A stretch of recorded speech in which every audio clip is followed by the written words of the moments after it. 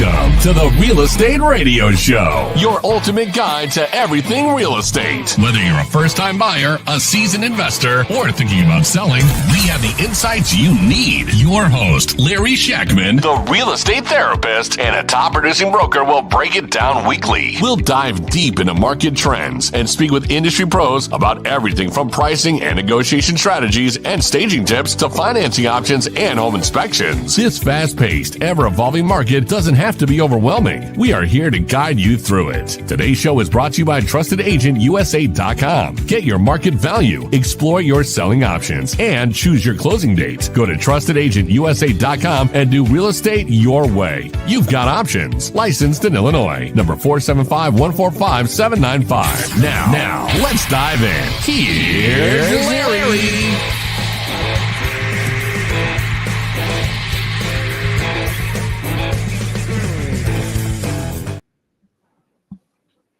All right, everybody, we are back. It is the Thursday before Thanksgiving. Dylan, how you doing? I'm fantastic, Larry. How are you, man? Awesome. So, yeah, we're being joined by Dylan Kramer. I'll let him introduce himself in half a minute here. Just want to remind everybody, we're not going to be here next week on the 28th, Thanksgiving. So happy Thanksgiving to everybody. We'll be joining you again on Thursday, the 5th of December, with another great guest, Corry Krickeberg. So we will see on December 5th after this show. So happy Turkey Day to everybody. And Dylan, why don't you introduce yourself?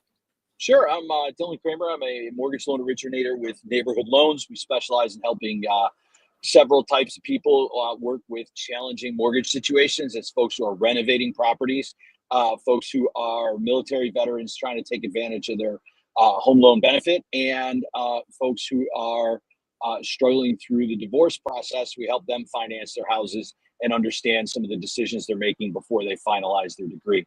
So in addition to helping regular home buyers, but those, when people have challenges, we're here to help. Awesome. And how do people get in touch with you if they want to reach out to a Dylan Kramer? The best way is to give me a call at 630-708-7088. And then you can text that number as well. It's 630-708-7088.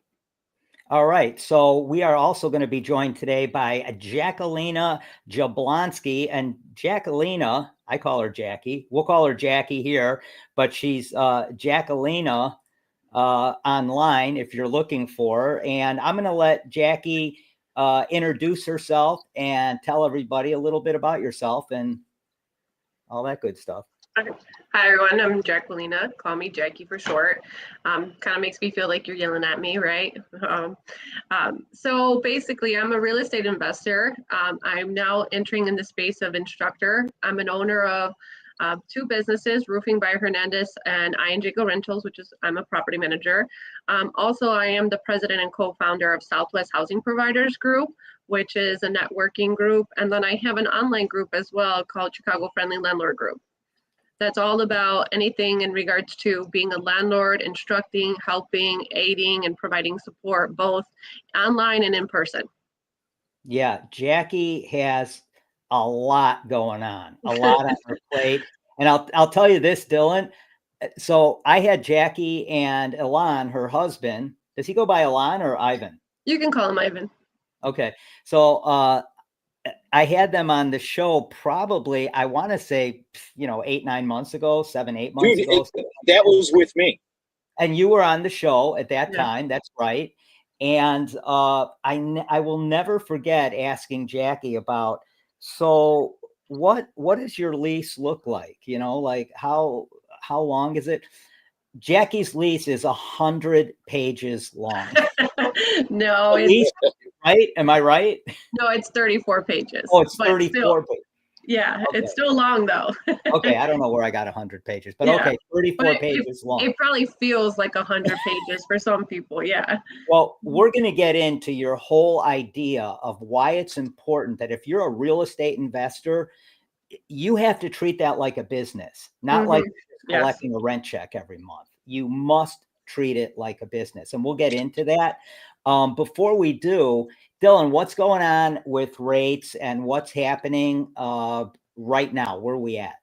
Larry, I don't know how much you shared with the audience over the last few weeks about rates, but I will tell you this. If you tuned in 2.5 months ago, about the time that the Democrats were moving on from Biden and nominating Harris, we were at about 7.5. And if you ignore everything that happened politically, we're at about 7.5. And, there was a big dip down in rates where there was a window. And I think that this is going to be life in financing land going forward, where we had a big dip in rates and it hung around for a couple of weeks. And then as soon as the tide turned and it became more apparent that the markets thought Trump was going to win the election, rates kind of moved right back to where they were before, because his policies are seen as consistently inflationary, not necessarily reducing inflation. And that leaves the market right where it's at. So all things being equal, qualified borrowers are getting maybe a shade lower than 7.5. Average borrowers are about 7.5. It's about where the market's at. Yeah, what's weird is rates have been volatile over about the last 6-7 weeks or so. We've seen them shoot up. We were kind of headed, we thought, towards 6%. And then all of a sudden, right, boom, we're at 7.5%. And they've kind of been volatile, but we've kind of leveled off, like you said, right around 7.5%. I think the market likes this level until we figure out what's next, right? And so it was anticipating what's next is going to be Fed rate cuts in response to both the job market and the inflation situation, and that rates will go down. But now that's not a thing anymore, right? It looks like the job situation's okay. Looks like inflation is moderated but not ended. And so we're in a situation that until we find out what's next, rates are going to stay where they're at. Yeah.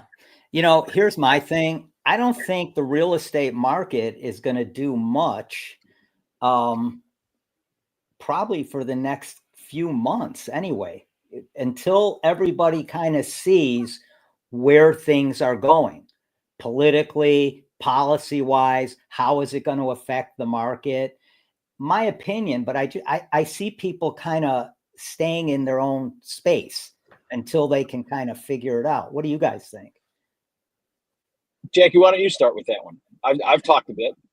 Can you repeat the question one more time? Just because. Yeah, I mean, I think that people right now, and you may know this with your rental properties and stuff like that, but in terms of purchasing, I think a lot of people are staying in place because they want to see what's going to happen with this next administration, what our policy is going to look like, how is that going to affect the real estate market or other markets. I don't know. What do you think? I mean, I've seen a little bit of a decline. I think that's more for the people that are very worrisome, but there's still like a lot of deals. So, I mean, I know that from my husband, he's a broker. He's closed on quite a few deals. We're looking at things. I haven't really seen an astronomical difference in regards to what I've heard in conversation. Also, like on the tenant base, I've had, some changes in regards to obviously in property management, but I still have a lot of showings. I haven't been that affected by that.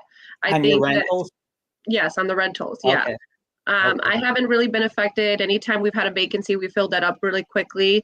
Yeah. So I'm seeing it a little bit, but not to the extent that I think that I anticipated. Yeah. I think with rentals, it's going to be less, but what are you seeing, Dylan, in terms of mortgage apps and things like that? Are they up? Are they down? Are they stagnant? Honestly, Larry, I would tell you, I anecdotally, my own business, I'm starting to see things come together. And literally since the election, I've probably had a handful of people who have been tire kickers, wait till the election. I don't know what's going on. And they're under contract in November. So is it gangbusters? No. Is it reasonably more active than it was 6 weeks ago? Yeah, absolutely. Okay. I'm curious about something because, in terms of the housing supply, I'm going to guess that over the next 10 years, demand is going to outpace supply unless builders really start building a lot more than they are now, which is going to have a lot to do with deregulation and making it easier for them to build and making it less expensive to develop properties. And I'm seeing, and I'm hearing, based on a lot of things I'm reading, a lot of 50-plus-year-olds are staying put. They're not moving like they used to, selling and going into smaller properties, maybe going into a retirement type village, that type of thing. They're staying pat. They're sticking with their properties. So those properties are not coming on the market. I'm wondering, and then of course with interest rates, people that are still sitting on 2.5%, 3.5%, and 4.5% interest rates, there's no way they're selling and going into a 7.5% rate. So those are a lot of properties that aren't coming on the market. I agree. I agree. I agree. My mom is in you spell it out, Larry. Yeah. I mean, my mom has been discussing buying another property, and she's older than me, obviously. And her skepticism is, I don't like where I'm at, but I don't want to go and get into a new mortgage, and I don't want to get at that rate. And it's her being more skeptic about making that change. And this is something like in my family, and it's not just my mom. I've had uncles, aunts, friends of the family that are more skeptic of, especially their primary residence, where that rate is what is really, really affecting them. But I also think that that's because you're looking at a lot of people that are living paycheck to paycheck that, don't have a lot of savings, don't have a lot of aspect in regards to their finances, that have a 9 to 5, that they don't want to take that risk. Yeah. Other people who are a little bit more financially stable are kind of being more risk takers on that aspect that I see. But everybody else that doesn't have a lot of safety net, they're just not making that decision as quickly and as swiftly as you would anticipate it used to be. Yeah. Yeah. I mean, it's funny because I'm looking at an article here, and homeownership rates among, believe this or not, those that are 70 and over have actually increased since 2015. I mean, it's an unusual statistic, because I think it's normally the opposite of that. And I just don't see people, at the end of the day, Dylan, I don't see people selling out of a 3, 4, or even 5% mortgage to get into a 7.5% mortgage. And in addition to that, I don't see a lot of these older people selling. And in addition to that, and I'm not being Debbie Downer here, but I'm just looking at this from a 10,000 foot view. I don't see builders all of a sudden, building a ton of properties. Tell me where I'm wrong on any of those things. I don't think you're wrong, Larry. As a matter of fact, let me, for everybody listening, I did a thing, and it's worse now. But when rates first went up from 3.5 to 5.5, and prices increased from about the average house of 350 to about 400 a couple of years ago, the bottom of the market to that point was $1,000 a month. Now, if you do the math, if you're going to downsize to keep the same payment you have, if you have a 3% mortgage, do you have any idea how much you need to reduce the cost of the property you live in? The answer is $200,000. So you have to move, it's insane. You have to move from a 450 house to a 250 house to keep the same payment. Why would you do that? If you're 70 years old, you just stay where you're living. Who cares? Yeah. And so they're not going anywhere, and that math's not going to change anytime soon. It's just a math thing. Like all the 10,000 foot view, I get, but the 1,000 foot view, like the right here, it's insane. I have people now. They're looking to downsize, but not for age, but they kind of overbought, and so they bought a 5-bedroom house out in Oswego. They got it at 3%. The tax bill's now $18,000 a year. It's a $650,000 house. For them to get any payment relief at a minimum of $500 a month, they have to buy a $300,000 house. Yeah, good luck finding that. So you might as well just stay where you're at. Tax bill stinks, but your rate is great. Yeah. And so that's happening everywhere. And I don't think that's going to change inventory. The other thing is, remember, I hate to make a political statement, but I think we all can agree here, the state of Illinois is highly regulated. You don't have to agree with all the regulations. You just say that it's highly regulated. Developers are not streaming in here to do business. I agree. Yeah, one thing that'll spur builders is deregulation and making it easier and less expensive for them to do that. Here, I'll throw this stat out to you. So if builders now 3x'd the amount of homes they're building, it would take us 4 to 5 years to fill that gap of the amount of homes we need to meet the demand. If they increase it 3 times, there's not they're enough not going to do tradespeople, that. there's not enough vendors, there's not enough lumber. None of that works. Exactly. That's my point. It's not happening. Well, also too, with inflation and the cost of materials consistently influxing, I mean, even me as a roofing company owner, during COVID, we experienced so many influx of price structures. I've never had experienced so many different price point changes, which also has affected the relationships that I've had even with my clients, as a roofer, because sometimes they contract me to build a whole new roof, a new construction. And we're looking at something for 6 months out, 8 months out. I can't give them that guarantee. And they want to lock that in unless they're like making a whole deposit for we to purchase these materials in advance.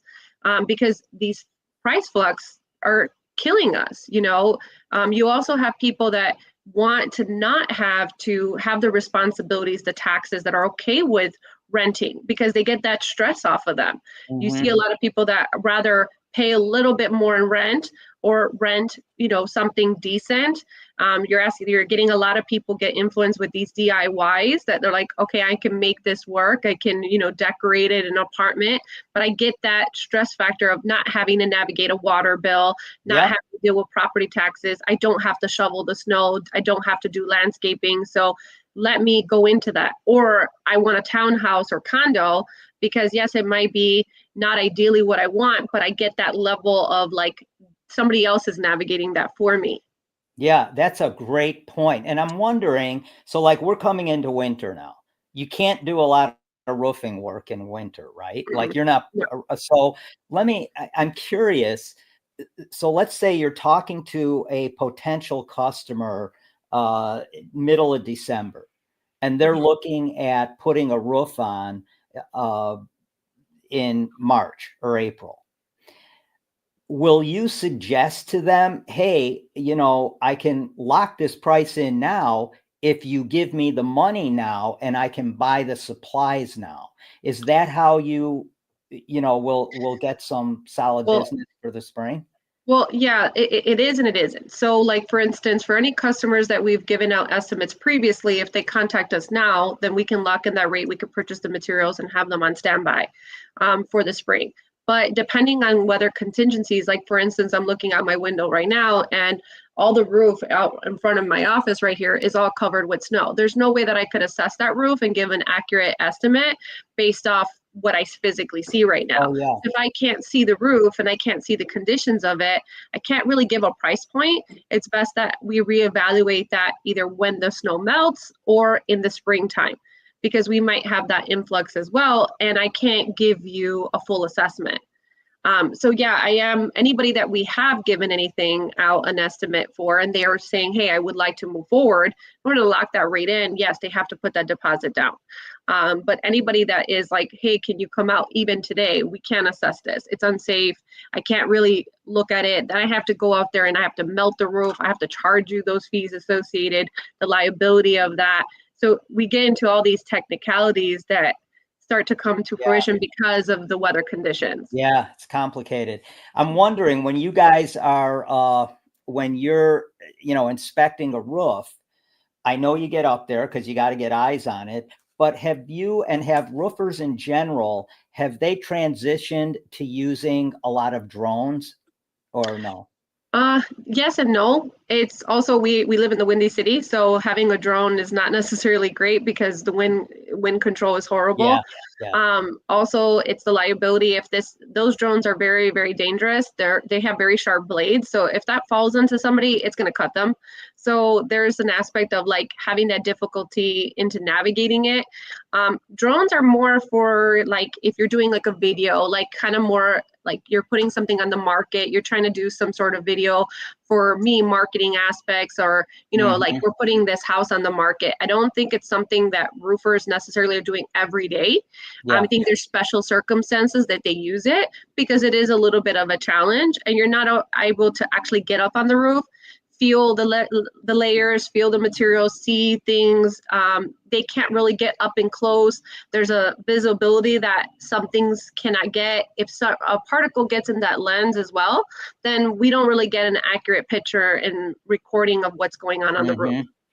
Yeah, I see inspectors using it from time to time on roofs when they don't get on the roof. Yeah, that's because they don't need the details. I was going to say they don't need to get as deep into it as you guys do. Right. So inspectors, Larry, everything in the inspector is like, oh, this looks like it could be a thing.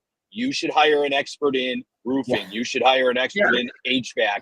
I don't know. You're like, well, what are we paying you for? But that's a separate conversation. Yeah, I think, a good inspector is going to point something out. And if they can't really nail it down for you, or they think you need a second opinion, they're going to point you in that direction. I get a lot of inspector reports where, people are going to sell their property. They want to buy it. And we do have to charge for you to go out there and reevaluate it because there's a different level of expertise. There's times where, even insurances right now are taking pictures from satellite images and saying, hey, this full roof needs to be replaced, when realistically it just needs to be aluminum coated. Just because there's like that black patch that you see when you go to Google Earth or Google, Maps, you can see from the image, all it needs is aluminum coating. It really didn't need like a whole new roof, but because they're not certified, they're not roofers, they're not in that field. It's that assumption like everything needs to be replaced. Sometimes it's a small repair. There are times where it does need a full roof replacement, but most case scenarios, roofs can be salvaged, and a lot of people are not in that business. They want to upsell you, and I get it because there's a liability. We can go out there and potentially not find the problem right away. But most case scenarios, I say about 90% success rate in regards to finding the issue 100% and getting it done. It's that like real small little window where, hey, this roof is really shot, let's do a small patch. Let's get you by the winter, but let's reevaluate this and see how it works for you in the spring. Then we can see what solutions we can go into. Yeah, that makes sense. Roofs can be complicated. You guys have been doing this a long time. How long it's Roofing by Hernandez, right? Yes. 20 years. How long? 20 years. 20 years. Yeah. So you've been doing roofs in Chicago Metro for 20 years. Yes. So what else is going on with you, Dylan? Anything special? You got any special programs coming up that you can take advantage of? Larry, the biggest thing that we're working with right now is we're doing in several states loans where people are actually able to come in and look at roof repairs that might not pass a safety inspection, and the lender might not want to work on that for those reasons, or window replacements, or even as simple as kitchen repairs and upgrades, and finance them in. And so that's been a fantastic product. As you know, I joined Neighborhood here, the company I'm with, early this year, and so we've built some expertise in that product. And they had it coming in, but we've been able to have some of my folks take real good advantage of it. It's excellent. Awesome. Well, we need to connect, Dylan, because if you have some loan programs available, definitely would like to tap into that to see what we can offer our clients as well. Yeah, I was going to say, you guys definitely should definitely talk.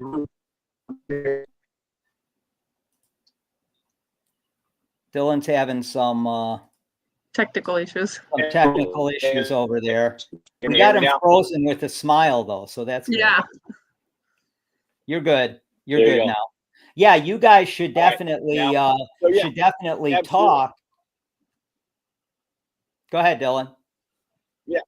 No, absolutely. I was going to say, Jackie, I'm in the Facebook group. I see you in there all the time. So I'm one of, because I'm, so I'll send you a DM. We won't bother the podcast with our conversation about that.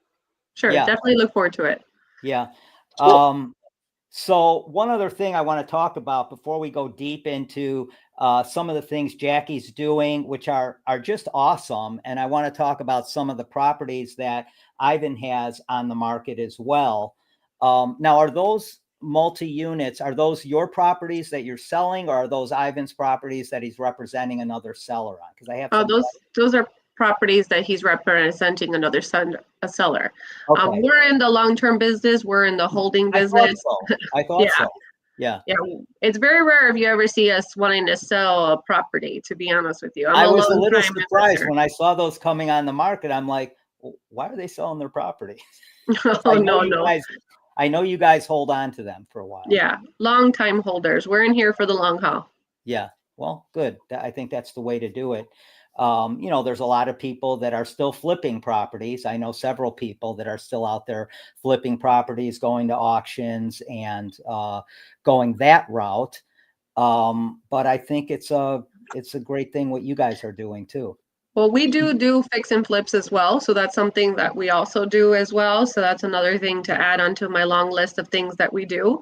Mm-hmm. But with working with Ivan, my husband, Ivan Hernandez, one of the benefits that you get in regards to him being a broker is that you have somebody that is experienced in the multifamily field. A lot of people make that assumption that because you're working with a broker, they automatically know. They understand like cap rates, they understand investments, they understand like what needs to be done with that. He gives a different sense in regards to, in the investment aspect, which not a lot of brokers do because not all of them are investors. So being somebody that's been on the other side gives you a really great advantage where you're not going to find that very often. Yeah. So Dylan, I wanted to ask you a question. Now, you recently moved to neighborhood. Right. Beginning of the year. The beginning of the year. Yeah. Is there a big difference between neighborhood loans and the last company you were at? I mean, is there some like major advantage? Yeah, I mean, there's several. Look, one of the things that I really like, and this is a thing that works for me personally, is this is a Chicago-based company. So when we're doing deals in the market, we've got two advantages. And the first one is, the people who work here, the underwriters who work here, they understand what properties are like in our market. We've got a very unique market on many different levels, right? If you go to some of these markets like Nashville, Tennessee, or Dallas, where they just have built subdivisions over the course of the last 30 years, mm-hmm. The fact of the matter is it's very easy to assess properties with unique characteristics because there really aren't any. But, Chicago properties very often, especially city of Chicago proper, as well as some of the Cook County suburbs, have very unique situations on properties, and the ability to walk down the hall and say to an underwriter, hey, this property's in Pilsen, or this property's in Maywood. Like, let's talk about what's common there, even though it's not common everywhere else. It's a great mm-hmm. advantage to being able to get folks to the closing. And so, having the corporate office there and on site with people who are decision makers is a huge difference. It makes a big difference. That's really the biggest advantage, I think. Mm-hmm. The other thing is just the ability to turn around and get attention to problem and concerns for folks, because the last company I was with was based in Texas, and now you got to get somebody on the phone 4 states away to get some attention to something. Mm-hmm. Yeah, that could be a little challenging to get an answer when you need it. And you guys are in Lisle, right? I think Dylan went into Downers Grove. Okay, there he is. So Jackie, you brought up a great point, and we touched on it a little bit earlier. And that is when you get into investing in real estate, whether your strategy is to flip it, whether your strategy is to buy and hold, mm-hmm. regardless of what your strategy is, you have to look at this as a business and give everybody an idea of what what do you mean by that? Looking at it as a business? Well, the thing is that nowadays with Facebook, TikTok, Instagram, social media has influenced a different type of investor, because we have a lot of people who, may be successful or manage their money differently, are taking trips, going to Cancun, Mexico. They're showing that they have all this freedom. But what they're not showing is the actual work aspect of what it takes to be an investor, right? Mm-hmm. How much it takes to do that, especially when you're a property manager or a landlord. What I look at it is, it's still a business. You are providing hospitality. There has to be structure. There are aspects, and especially in Chicago, Cook County, anything in Cook County, we have a lot of regulations, a lot of rules that we have to abide by. A lot of people are not doing that properly. They're putting their emotions on their sleeve because of how much work that they put in to save the money, buy this house, how much liability that they have on hold, right? Because it's their finances. But they're not taking it in an approach of, this is a hospitality business. This is what I have to do to be efficient. This is how I have to treat my client. This is the rules and the boundaries that I need to have. And they're not establishing that. I like to have business plans. I have to like to look at it that this is my structure. These are my hours of operation. This is how I navigate if it's an emergency situation. What constitutes as an emergency? Because obviously in hospitality, there are things that happen. You have electrical heater, you have leaks, you have, what does that consist of? How do they get in contact with you? What are general hours of operation? I feel like we're in this society that we always have to stop, drop, and roll because we have a cell phone, and we have lives, and that's where people get stressed out. There's no level of, hey, this is what I do. This is how I do it. This is when I do it. So people are scrambling, trying to figure out, like, when do I do my finances? When do I do my notices? How do I handle this work order repair? When do I walk to this building? When should I do general maintenance? So not having structure, that's how can you efficiently manage anything? It's the same thing. Your kids go to school, they have a school calendar. When they have break, when they have parent-teacher meetings, when they have those half a days. We should also have the same thing. Yeah. It's just basic science. I think that is just a great point. And not only for investors, but for everybody, for real estate brokers, for mortgage brokers, or roofing company executives. You have to have some type of structure. And I think probably for me, I think the most important thing, and we've talked about this before, so I know how important this is to you too, but when you're talking to a potential renter, I think the most important thing is to set out those expectations from the get-go. Day one. This is, I need to know what you're looking for. What's your name? Who's living there? How many people can you afford that? This is our process. So there's no element of surprise, because a lot of times you're wasting your time, but you're also wasting their time. And then you're building that frustration. You can't say, well, why am I frustrated? Why are they frustrated? Why are we not meeting in the middle? But there was no introduction in regards to what's the process, how things should be managed. The same thing with moving forward with the client, application process, leasing process. There should be it stipulated somewhere. You can't just be like, well, I expect you to do this. I expected you as a tenant to do this. I'm frustrated with you, and you're lashing out at people, but there was no lines of limitation. So when you're frustrated, who are you frustrated with? Are you really frustrated with the tenant? Are you frustrated with yourself because you didn't provide them a level of explanation and expertise? You're in charge and there's no rules. Yeah. So go figure. The last time we talked, you mentioned that one of the things you did is you required your potential renters to have a Zoom call with you. Are you still doing that?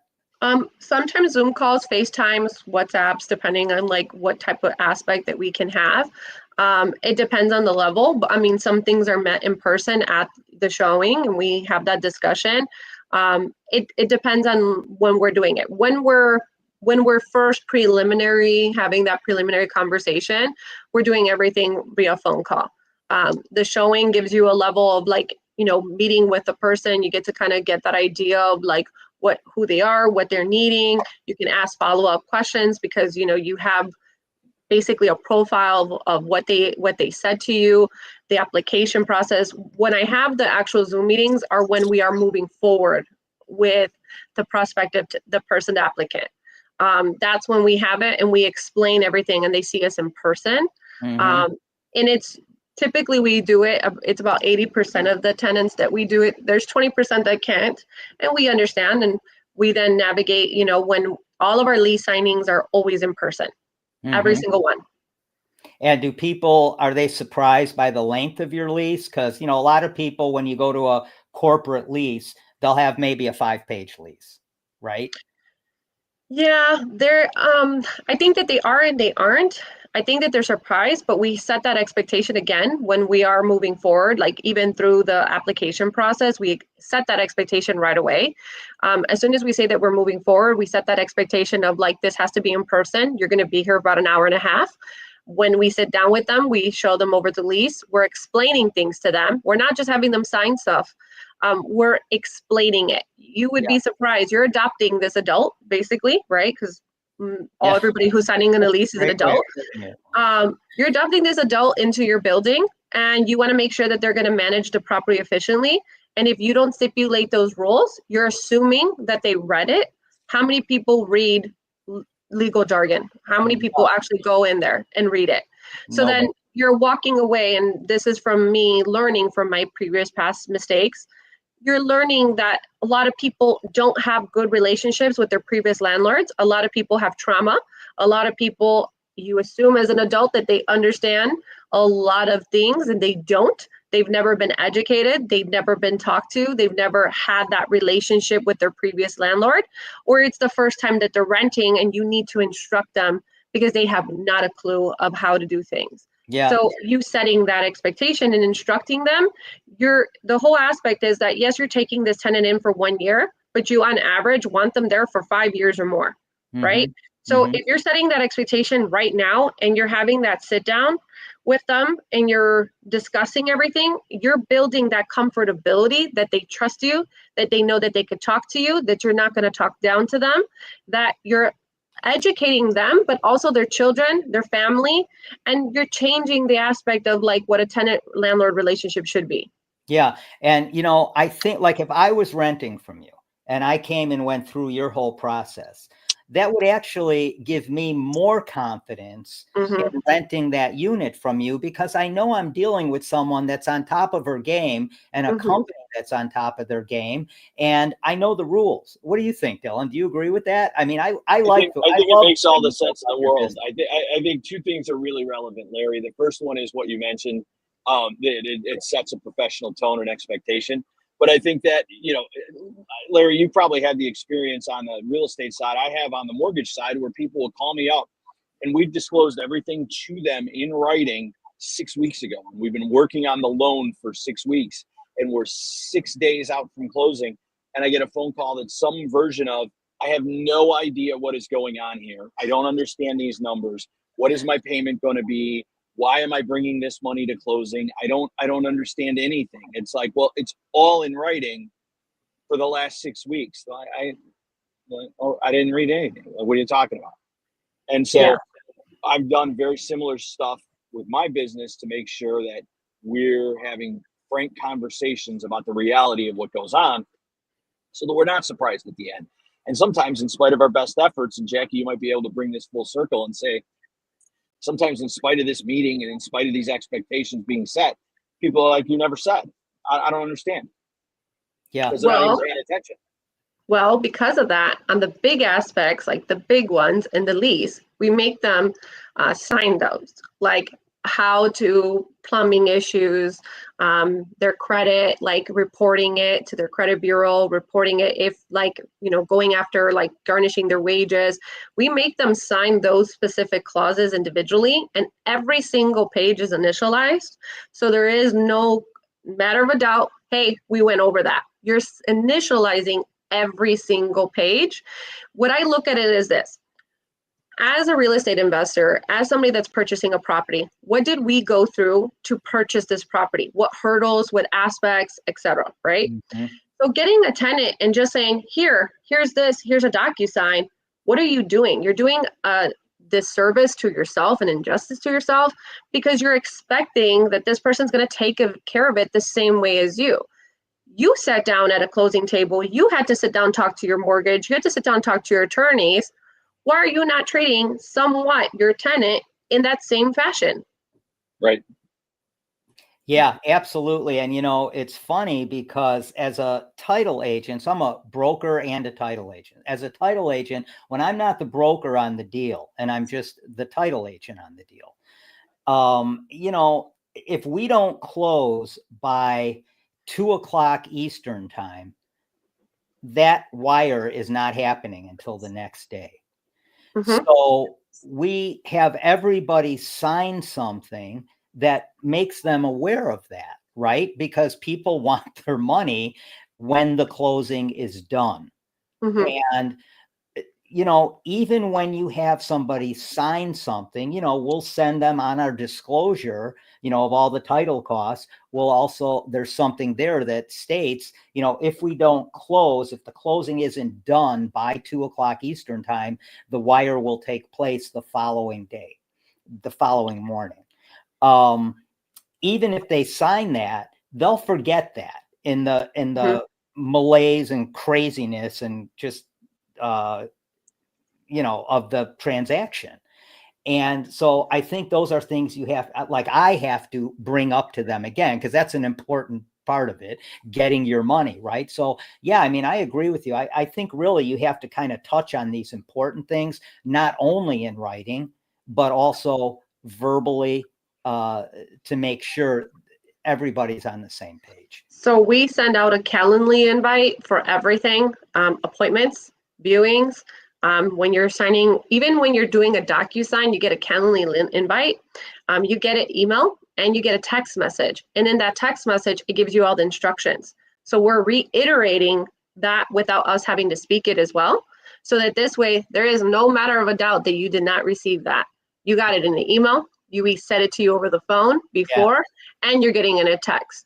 You deny that, I can see on Calendly that it was either sent, or I could see when it's rejected, and it gives us a message that it's been rejected, and we resend it. We contact them. Hey, we have the wrong phone number.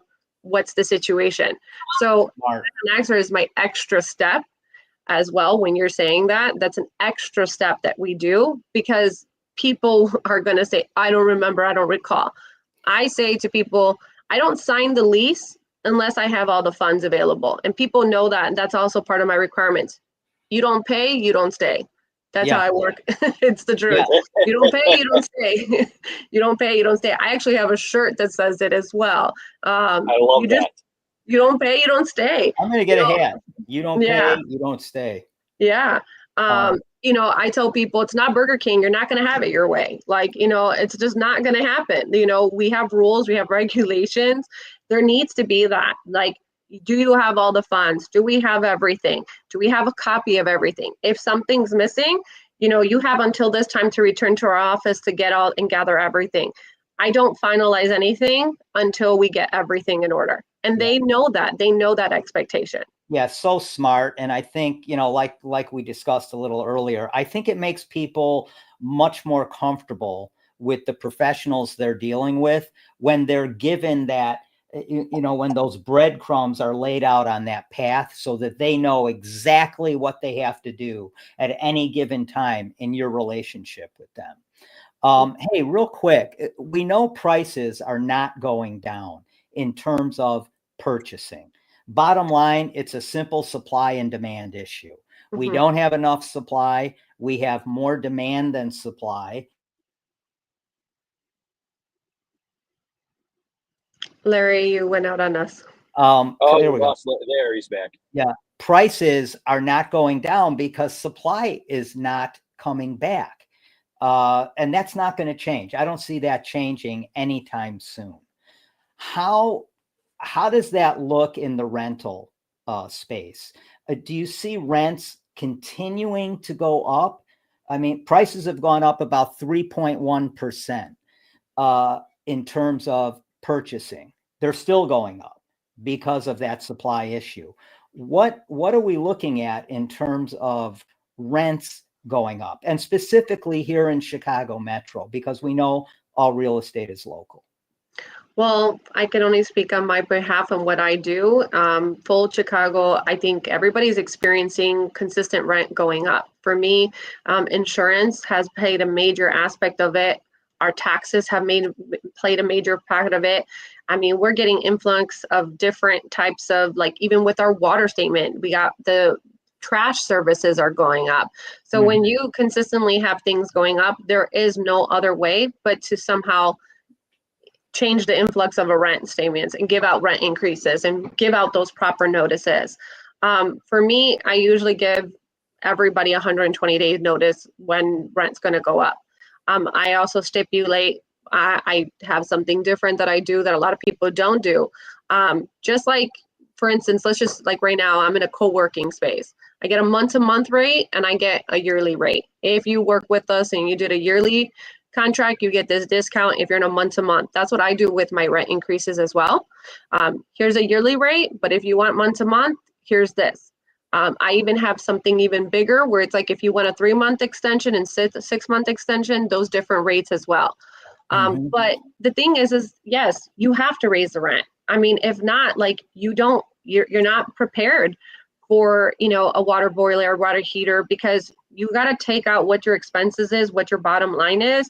You start to see that decrease, then that's where I see a lot of landlords where they sell their billings because they're not doing that. They are like, oh, I feel sad, I feel bad.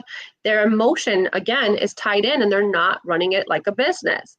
They're not doing their numbers monthly. They're not doing them quarterly. They're not doing them annually and on time. They're doing it, 6 months, 3 months, barely meeting tax deadlines. When you don't have those meetings regularly, whether it's with yourself or your team, how can you properly assess whether or not you're doing well? Yeah, no, it makes total sense. And, Dylan, Jackie does something that I think would be so beneficial for the investors that Neighborhood Loans works with. And she has these educational opportunities for investors to, really learn how to landlord and learn how to do this. So Jackie, talk about that a little bit, because those things they're amazing. They're greatly needed. Before you get into it, I just rented a place in Evanston that the seller decided he didn't want to sell it because he couldn't get his ridiculous price he was asking for. So he decided to keep renting it again. So I rented it for 2 years for him, right? This person, I'm not even, obviously no names, is the poster child for somebody that should never be an investor. I mean, and there's people out there like this, it's a kind of a cool, sexy field to get into. You hear a lot about it. Like you said, it's all over TikTok. It's all over YouTube. Everyone's talking about, hey, how do I get into the fix and Larry, flip? tell me why. Why is this guy a poster child for not doing this? Like, tell us that story. Oh, I can give you a number of reasons. First of all, he doesn't know how to speak to people. He's literally pissed every renter off he's ever dealt with, including the one I just put in this unit. And it took him just literally his first phone call where he was like insulting them, and just by the things he was asking them about their names and are they citizens and all this. And I mean, just bizarre stuff, like real bizarre stuff. And then after they moved in, he's like, well, I'm going to be abroad for the next 3 weeks, so don't bother me with anything. He literally told this to them. They're calling me up and going, what is with this guy? Because this is not a cheap place. This place is $2,800 a month. In Evanston, nice 3-bedroom, and great location. But yeah, I mean, I can go on and on, Dylan, if you really wanted me to, which I won't. But there are many. No, just some basic highlights was what I was interested in. Yeah, there are many people out there that are just not cut out to be real estate investors. And like you said, adopt adults and their children, and now you're responsible for them. Yes. So what do these classes do for fledgling or new investors, and how can we get them off on the right foot so they don't make these kind of mistakes? So my class is called Landlording 101, right? Property management class. It gives you like a crash course of everything that you should know. Everything, and I'm focusing on more in Cook County. I can't focus on every suburb. It's just too broad for me. I'll have to discuss that maybe later on in the future, but focusing on serial LTO, we're focusing on HUD, we're focusing on proper notices, what you should not be doing, protected classes, accepting all different rent payments. We're talking about everything like the basics, fundamentals that every landlord should be doing. Then we're talking about leasing, we're talking about notices, we're talking about how to do lease renewals. We're talking about budgeting and planning and doing work orders, how you should be navigating it. That also is a notice. Can't just walk into your tenant's unit. You can't just send them a text message. If you can coordinate that and you have a good relationship, yes, of course, we're giving you this much notice, etc. But you would see how many people are like, no, I just text them and I walk in. I don't even do a courtesy knock. You see people where, they're like, well, I didn't know that I had to give out a notice, full 30-day calendars, right? So they're giving it to their tenant on the 5th, and they're saying, well, I gave you 30 days. No, you didn't. You did not give them a full 30 calendar days. If you're going to properly give this notice, you have to give it on the 31st or on the 1st. What is the likelihood of you doing that? Are you going to actually see this person? If not, you have to do it the next time. Knowing the difference between 30, 60, and 120-day notice. A lot of people are not doing that accurately. They're sending a text message. They're sending an email. The rent increases as well. A conversation, a text. That's not efficient. What are you doing? You're not doing things right. I think a lot of times people don't think, if this was me on the receiving end, would I want to work with you? That's how I look at business. If I'm calling your business, right, and I want to work and I'm calling, do I want to work with you? If I call the doctor's office and I said, I want an appointment. Yeah, I'll call you back later. Do you want to work with that doctor? No. If you called an attorney's office and you said, hey, I'm looking for, this issue. Yeah, let me see if I can give you a call back. You're bothering me. Don't bother me. Would you want to work with that professional? A lot of people are not thinking, like, why are we not thinking? Yeah, seriously, I don't get it what is the either. issue? It's like with the landlord I was talking about. I'm like, when these renters who I got in there for 2 years, and they're great people and they're great renters. I mean, I know based on their last, we did our background investigation and all that, credit check and all that. Great, pay on time every month. And I mean, they're like clockwork, and they fix things when they have to. They do the maintenance they have to do. They have 3 kids. They're a great family. And it's just crazy that when they told me, he told them, hey, don't bother me for 3 weeks. I'm going to be abroad. You got to have somebody in place to, take those phone calls. What if the furnace goes out? What if the water heater blows up? They should not be bothered. It's a business. I actually am experiencing something even as a commercial tenant where my landlord is acting in the same fashion, what I just told you, improper notice, getting upset because there was an issue, lashing at me because they're frustrated because they don't know how to navigate the issue. I mean, obviously I know how to navigate it. I'm a roofer. I do all types of construction, not having proper conversations, getting irritated, throwing it in my face, how much they've spent on things. That's not how you do business. That's not my fault. Like if a water pipe bursted, you're not going to get mad at your tenant and lash at them. Like, do you know how much I spent on this? You're bothering me. I'm not going to deduct anything. Deal with it. You're bugging me. Like, how many people are doing that? But also, too, what I also noticed, getting away from that aspect, is the screening. People do not know how to screen properly for tenants. What you just said, what's your race? What's your background? Are you legal? Asking, like, how old are your kids? Because they're like, oh, are they going to be brats? Do you have a baby? I've heard people say that. Like, I don't want to deal with the crying. Things of that nature. It's just ridiculous. You have people judging people based off their religion, background, or ethnicity, even where they work. You have people doing that. That's illegal. You should not be doing that. that's one of the things that, and I don't mean to keep bringing this person up, but like I said, I'm not mentioning any names or anything. Yeah. It's one of the things he did with this renter. He asked it, he's from a different country. He has a different name, a Middle Eastern name. And he asked him, "Is that your real name?" And I'm like, really? You could just ask. I mean, the proper thing to do is say, "Can you spell that for me? And can you pronounce that for me?" Okay, if you can't pronounce it, I'm sorry. Like, I'll get used to it. I apologize. This name is a little bit unknown to me. Not insulting the person, but a lot of people do that. And then with pre-screening, a lot of people don't know how to pre-screen. They don't know how to properly pre-screen. Then they're dealing with evictions. They're dealing with a bad tenant. Oh, I feel bad for this person. They have this life story, boo-hoo-hoo, and I go figure why they can't afford rent. Also, they're not reevaluating the finances correctly for prospective tenants. So they're getting people into their units where actually they can't afford it. They have no idea how to do that.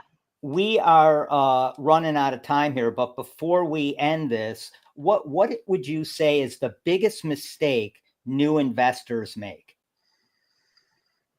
I'm going to have to go with 2. Not having the business plan, and the biggest thing is the pre-screening. I see the pre-screening with the leasing is just completely wrong. Mm-hmm. And then that just has a tumultuous relationship of just endless things that come up from that.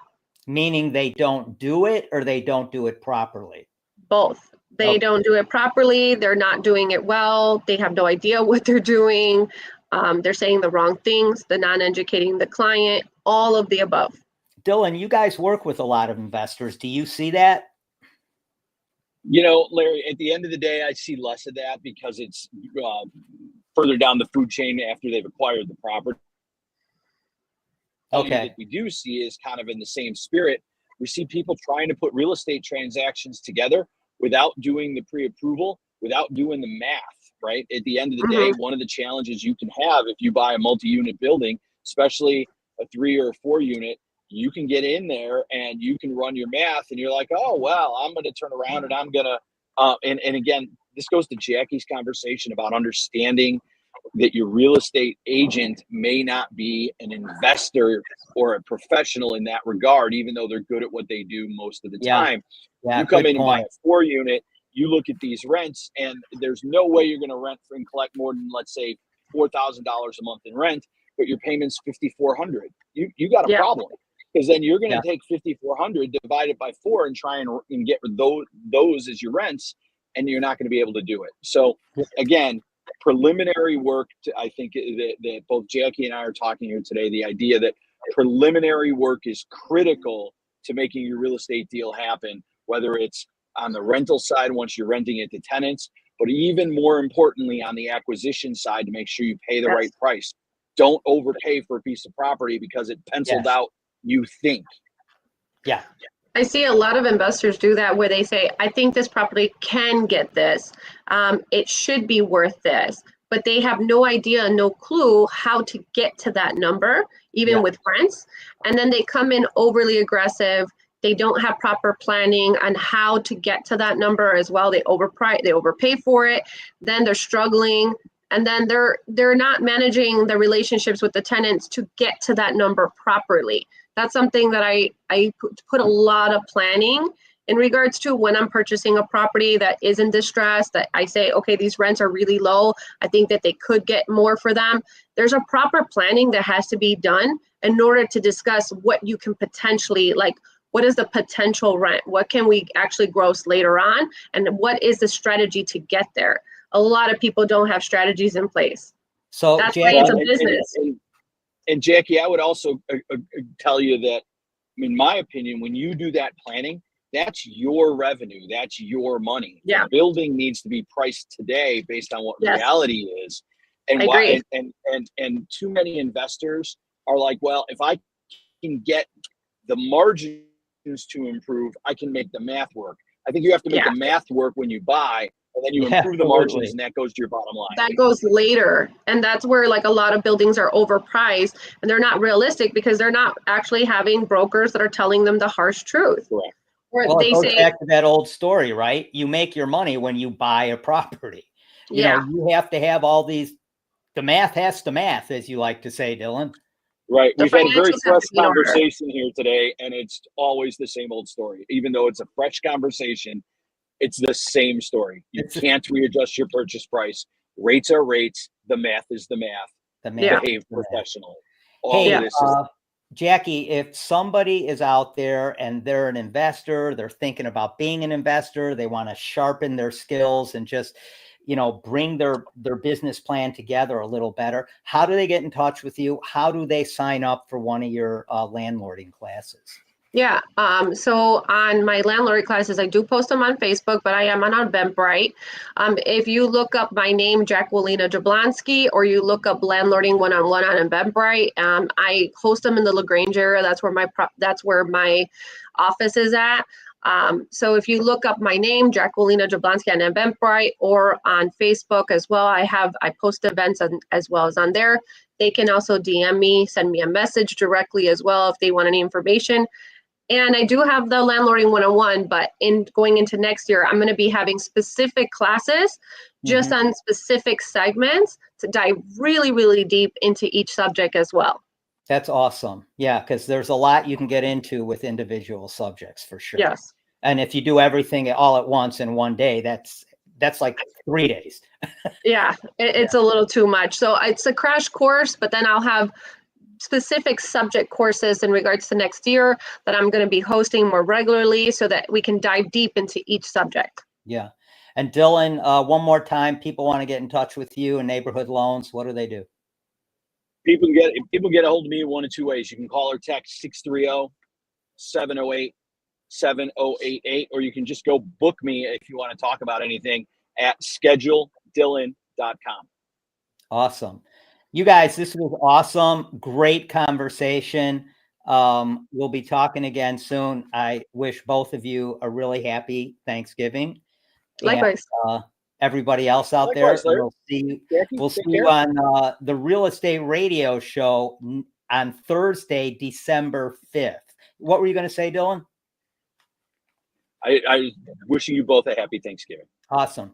Likewise. Thank you for having us today. I appreciate it. Dylan and Larry, thank you so much for having me and sharing these conversations. They were great. And I wish you both a great Thanksgiving as well. Yeah. All right, you guys. Take care. Awesome. All right. Likewise. Bye.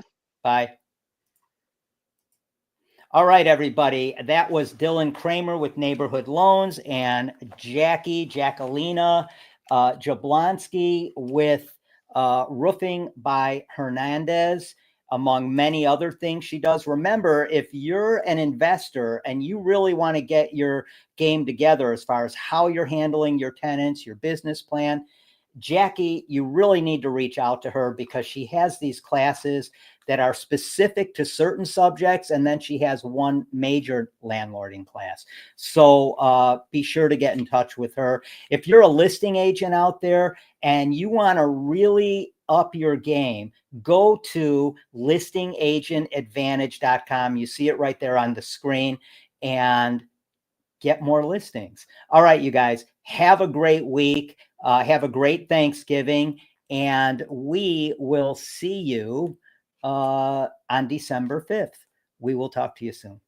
Thanks for joining us on Real Estate Radio with your host, Larry Shakman, the real estate therapist and top producing broker. Now, go to trustedagentUSA.com and save thousands when you sell, buy, or invest. Illinois license number 475145795. Tune in next week for the ultimate real estate radio experience.